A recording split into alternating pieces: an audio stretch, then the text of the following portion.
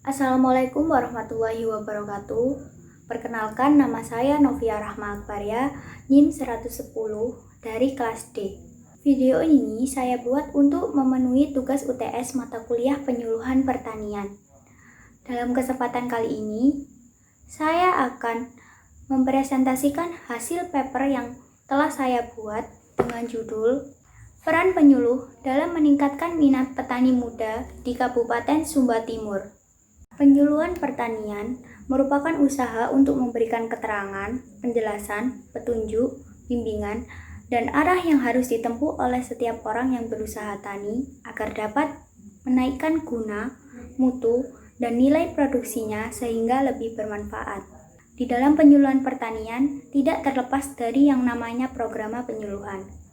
Program penyuluhan pertanian yaitu sebuah rencana kegiatan penyuluhan pertanian yang memadukan aspirasi petani maupun nelayan dan masyarakat pertanian dengan potensi wilayah yang ada dan program pembangunan pertanian yang menggambarkan keadaan sekarang.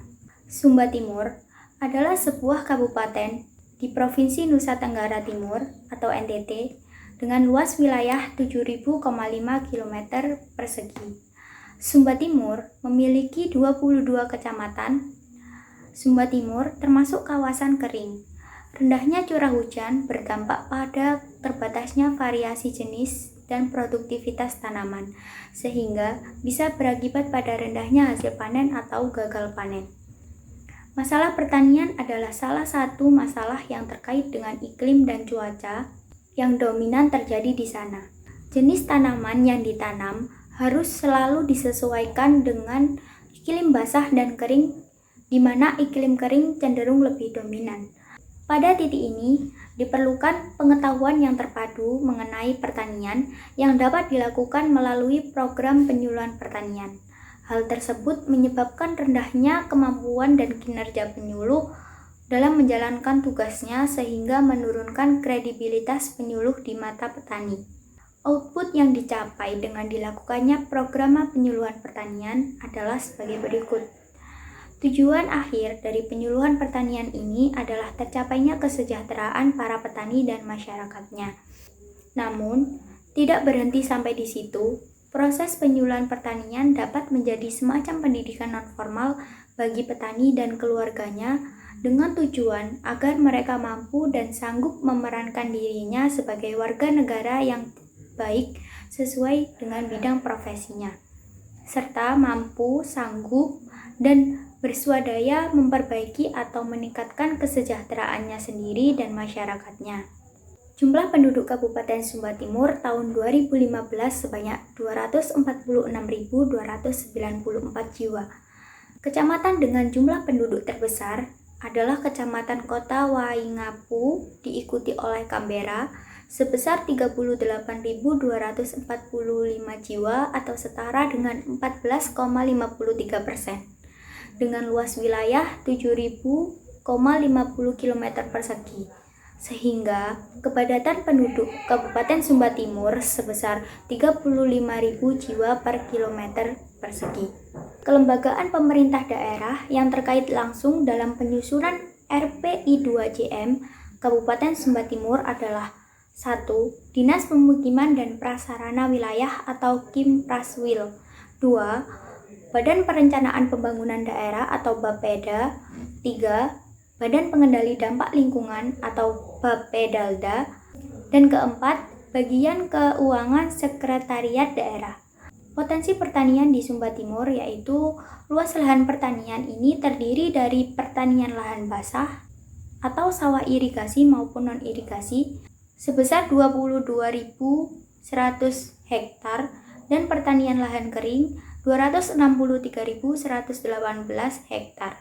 Dari keseluruhan luas lahan pertanian, terdapat 34,6% lahan yang sementara tidak diusahakan. Kondisi tersebut menggambarkan adanya peluang pemanfaatan lahan kering untuk pengembangan pertanian. Lahan kering yang memiliki tingkat kesuburan rendah sebagian besar digunakan untuk produksi berbagai komoditas pangan seperti jagung, kacang-kacangan, dan ubi jalar. Selain pertanian, Juga ada sektor perkebunan, di mana luas tanaman perkebunan di Kabupaten Sumba Timur pada tahun 2015 sebesar 27.220 hektar, yang didominasi 5 tanaman perkebunan, yaitu kelapa, kopi, jambu, kemiri, dan pinang. Luas tanaman perkebunan terbesar pada Kecamatan Lewatidu sebesar 2.203 hektar atau 8,9% dari luas tanaman perkebunan Kabupaten Sumba Timur. Selain sektor dan perkebunan, juga terdapat sektor peternakan. Di antaranya populasi ternak tertinggi adalah sapi yang mencapai 95.715 ekor, disusul dengan babi yaitu sebesar 55.836 ekor, kambing 9.830 ekor, serta kuda dan kerbau masing-masing 2.163 dan 1.565 ekor. Isu-isu permasalahan yang terkait pembangunan infrastruktur bidang cipta karya di Kabupaten Sumba meliputi 1. Pencemaran lingkungan dan perubahan iklim. 2. Standar pelayanan minimal. 3. Salah satu kota yang masuk keterpaduan tol laut. 4. Capaian akses air minum layak masih rendah.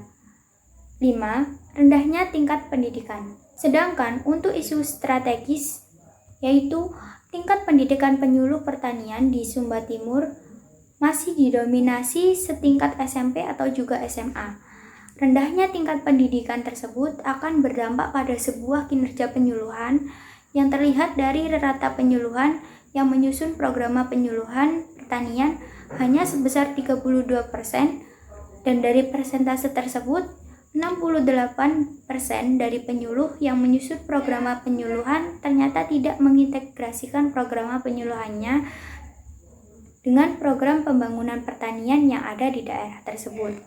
Dalam mengatasi permasalahan di atas, dapat dilakukan dengan meningkatkan pendidikan para penyuluh.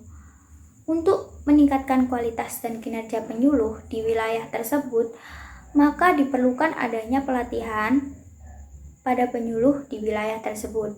Dengan adanya pelatihan, akan berdampak pada kinerja penyuluh, dan ketika tingkat kinerja penyuluh meningkat, maka sumber daya manusia dan petani pada wilayah tersebut pun akan mengalami peningkatan pada mutu dan kualitas pada sesuatu hal yang baru. Materi penyuluhan yang ada di antaranya yaitu motivasi, kelembagaan pada pertanian, dan peran penyuluh. Rencana kegiatan penyuluhan di Kabupaten Sumba Timur diantaranya seperti berikut. 1. Penguatan motivasi bagi petani dibagi menjadi 2 kegiatan yang dilakukan pada bulan Januari 2021 dan bulan Februari. 2. Penyuluhan dari Dinas Pertanian yang dilakukan pada bulan Maret 2021. 3. Penguatan pada kelembagaan pertanian yang dilakukan 4 kegiatan penyuluhan dan dilakukan mulai bulan April hingga Agustus 2021. 4. Pertemuan rutin dengan petani yang dilakukan sebanyak 2 kali dalam sebulan. Demikian pemaparan yang dapat saya sampaikan. Ada kurang lebihnya, saya mohon maaf. Terima kasih. Wassalamualaikum warahmatullahi wabarakatuh.